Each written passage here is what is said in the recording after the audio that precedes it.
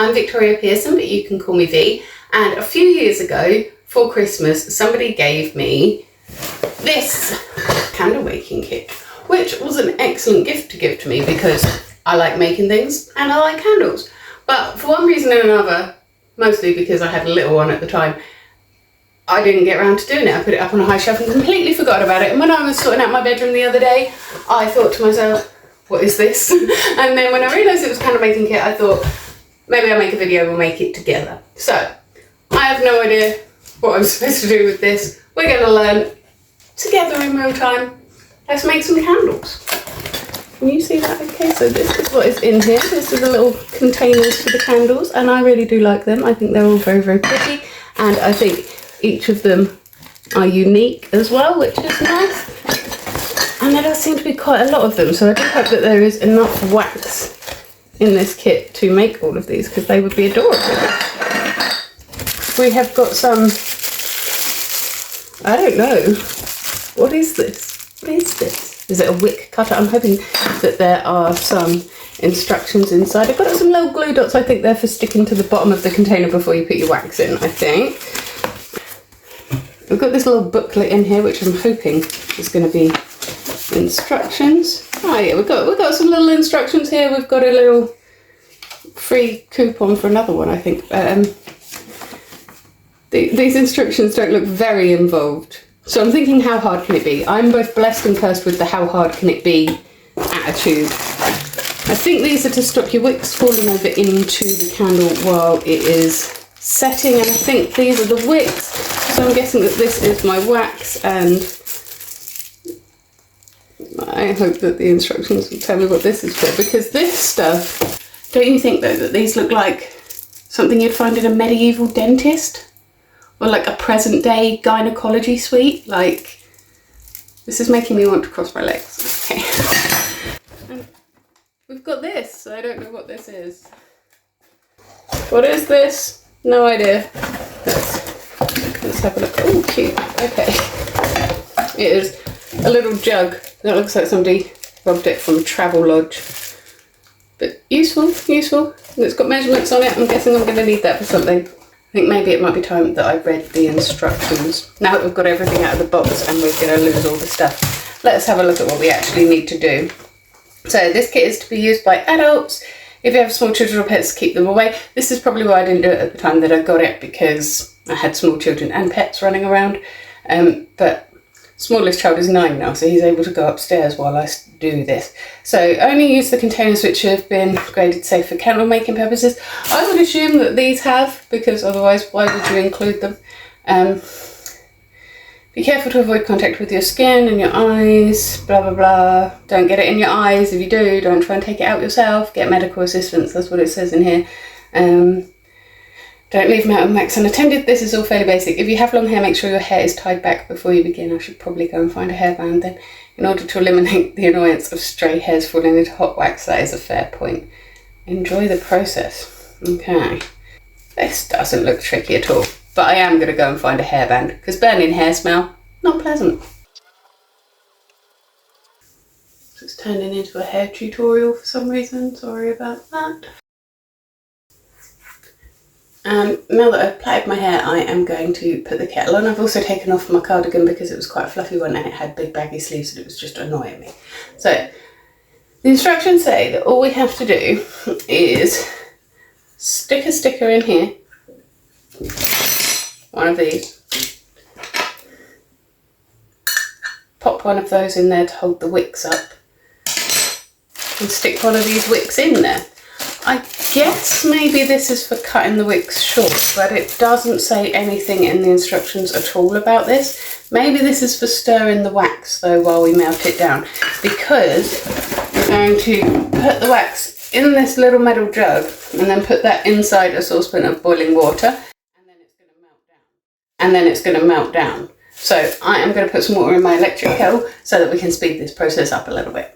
While the kettle is boiling, as you can hear, I am going to start sticking these little stickers into my containers. So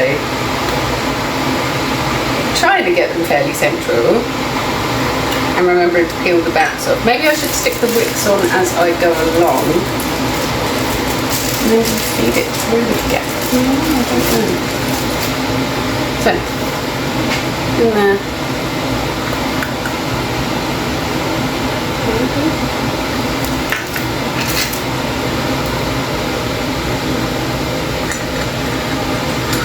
I think it goes like this, so that stops the wick from falling over into the candle. So I'm going to set those up while the kettle's boiling. I've only just started and we're already running into a little snag here, because there are 1, 2, 3, 4, 5, 6, 7, 9 of these little doodads, but only 2 of these that stop the wicks falling in. And so I went to go and see if they'd fallen out of the box somehow, although I don't see how more could have fit in the box. And I didn't find any more of those, but I did find more candle making things that I don't think are part of this kit. The wax looks completely different, but I have never been given another candle making kit. Where has this come from? I'm just going to leave that stuff aside, and I'll stick all the wicks in and we will see if they will stand up without that little doodad. If they won't, then we're going to have to MacGyver something. But let's do this first. I'm going to tip you down so you can see what I'm up to. I actually think I'm going to get my water started first, because the kettle has boiled. I'm going to pour some hot water in here when my kettle's leaking. Oh, bugger. So I'm going to have some water boiling there. Whilst that's going to start to boil, we're going to put some wax in here. I will move you closer so you can watch it melt, because I know that you guys like that sort of thing. I like that sort of thing anyway. I guess we start with just 1 pack at a time. It does not say, so we'll go with 1 pack at a time, because I think more than that would fill it up completely and then it would take forever to melt. I think that's quite full anyway, so it is going to take quite a while to melt, but we're just going to set that in there. I'm going to try not to burn myself when I take it back out. I have to remember that that's metal. That is going to hurt my hands, even though I am a mum and we do have Teflon hands. So you guys watch that for me and let me know when it melts. I do think this must be to give it a little stir every now and then. I'm a bit scared to touch the metal jug, to be honest. And that's an entirely metal spoon, so surely that is also going to get very, very hot. I don't know. But whilst that is melting, I'm going to put all the wicks in the rest of the candles.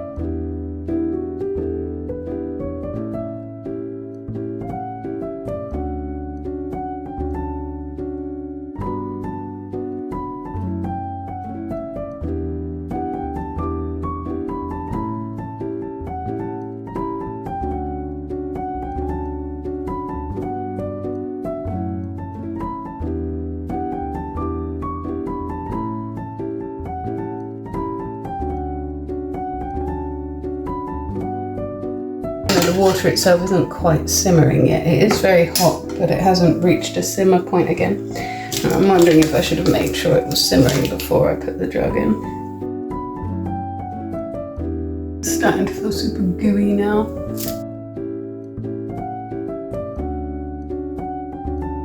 This is gradually liquefying now. It's sort of clumping up as well though. So I'm trying to use the spoon to break up the clumps so that it liquefies more quickly. I don't actually know if that's going to help or not, but it just feels like it should. More heat to more surface area or something scientific like that. I see no reason why I couldn't use old candles and melt them down this way and make new candles out of them as well. Maybe use spice jars for them? Would that work? I'm not sure if they could take the heat or not. Do you think they could? I'm sure they probably could. Don't take advice from me. I don't know. It might explode in your face. I have no idea. For now, we're going to stick to using the containers that came with the kit, because then if it does explode in my face, I can get cross with the manufacturer instead of myself. We actually turned the heat down under this saucepan now to try and prevent it from actually boiling, because I don't think we really want it to.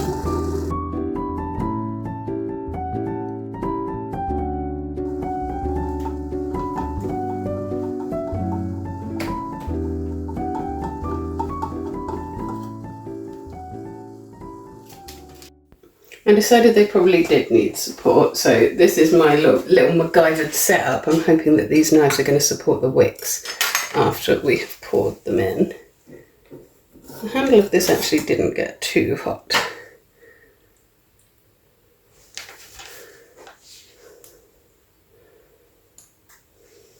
I don't know if this is going to work. I also think there's maybe only really enough wax for 2 candles in there, and that's why you've only got 2 bobbins. We'll see. It might work. You never know. This is not working at all. Okay.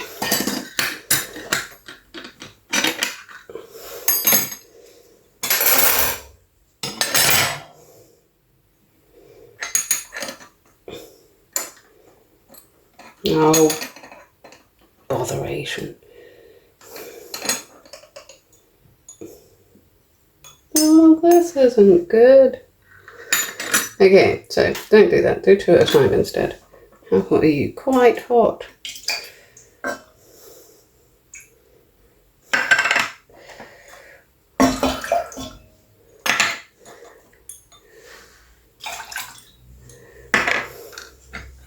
Okay, don't do that. That's a bad idea. Do 2 at a time. That's clearly what they intend.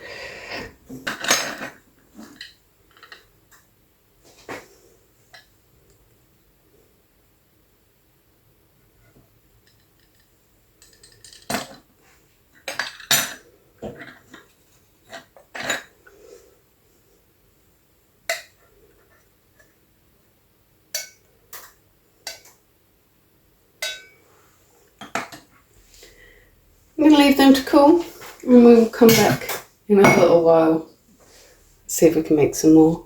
While my other things were melting, the rest of the wax, I have put these in the freezer, and they're not rock solid yet, but it's sorted out really quite quickly, so I can use these wick stands for the other candles now. I did briefly think that this was going to end up taking me all day because they would take too long to cool down, but yeah, pro tip, put them in the freezer. Also, when you are stirring your wax when it's melting down, you might be tempted to do it quite vigorously to speed the process up. Don't do that because then it will spit at you, and now I've got to scrape wax all off of the top of my countertop and my cooktop and my skin. Fun time. I think the second batch is very nearly melted though, so I'm going to try and ease these things off without breaking the candles and put them onto the next container. Hopefully you can see properly there. That's starting to boil. Don't boil. There we go. These actually came off really easily, so that's brilliant.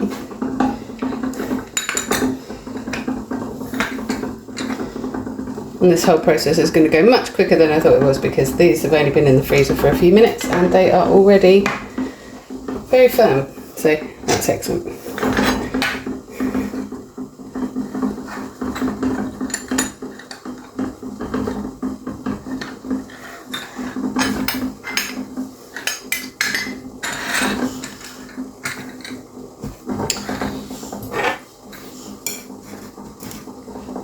Wax everywhere.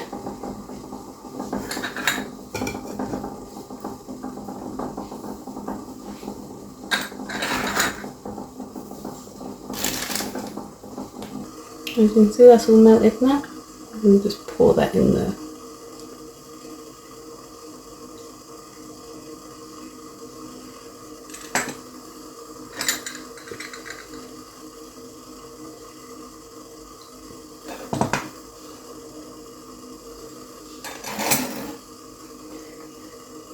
I don't want to fill them too full because I do now need to carry them around the kitchen. There is still a bit of wax left in that jug, but I'm going to leave that for the next batch, and hopefully that means that I'll have enough wax to fill all these containers. So I'm going to put these in the freezer now and start my next batch melting on the stove. I think this melts down quicker if you stab at it rather than try and stir it. When I'm stirring it, it's turning into a big clump, but when I stab at it, it's letting the heat come through so that it melts quicker. Also having to scrape it off from around the funnel where I've poured so many now. It's going to be satisfying to scrape it all off when I'm finished, I think. I mean, I suppose you could just set it in boiling water and let it melt off, but where's the fun in that?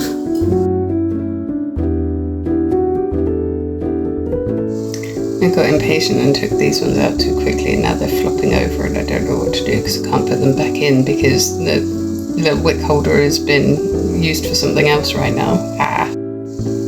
Maybe that will sort of hold them on for now.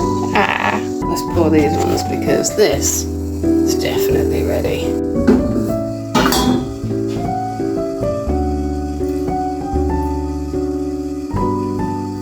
You probably want to try and spill a bit less wax than I am. And you probably also want to wear a heat-proof glove when you're picking this up because this is getting quite hot now. Again, there's some more wax left in here, but I don't have enough of these little doodads to pour one.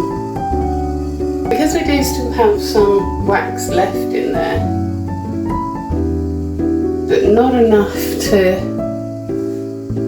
make the last two, but putting a whole thing of wax in there would be too much. We have got a whole thing of wax left, but I think it's going to be far too much, so I'm just going to put maybe half, maybe less than half of it in there and see if that will be enough. The trouble is I think that this means it's going to melt much quicker, so the other ones in the freezer are not going to firm up, but we will see how it goes. This is the last little batch, so I am finding it easy enough to just scrape the spilled wax off with this little spatula and then scoop the bits up and pop them back in the jar.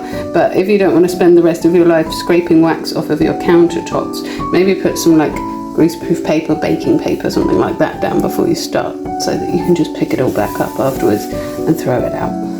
Final pour. Are we going to have enough? Just about. It is a bit lower than the others. This one was my last pour.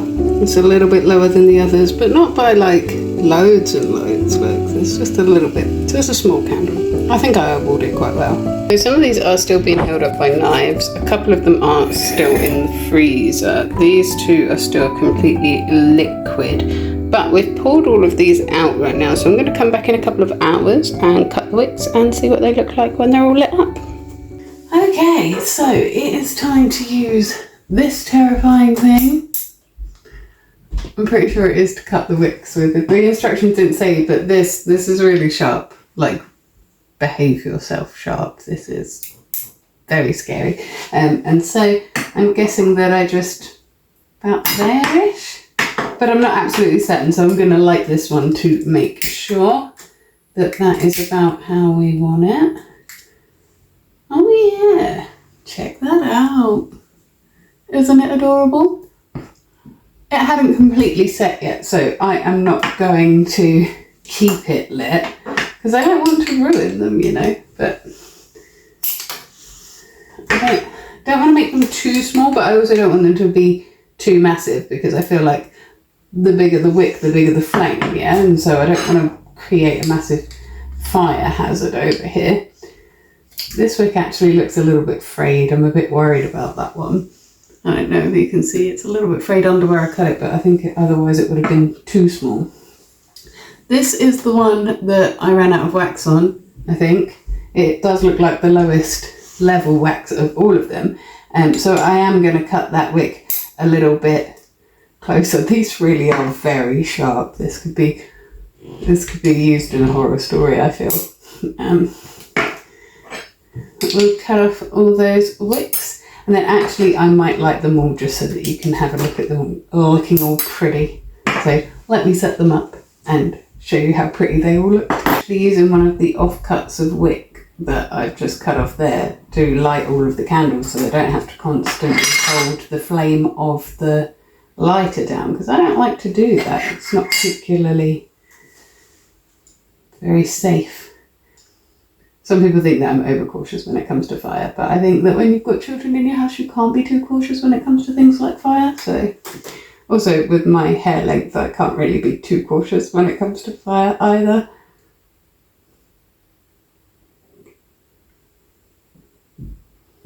You could definitely use some of these offcuts of wick to light birthday candles as well. And here are my finished candles, all lit up all pretty. Don't they look adorable? I'm really, really pleased with myself making that. See, sometimes when you just think, how hard could it be? I'll give it a go. It's not that hard, actually. And you get something really pretty out of it.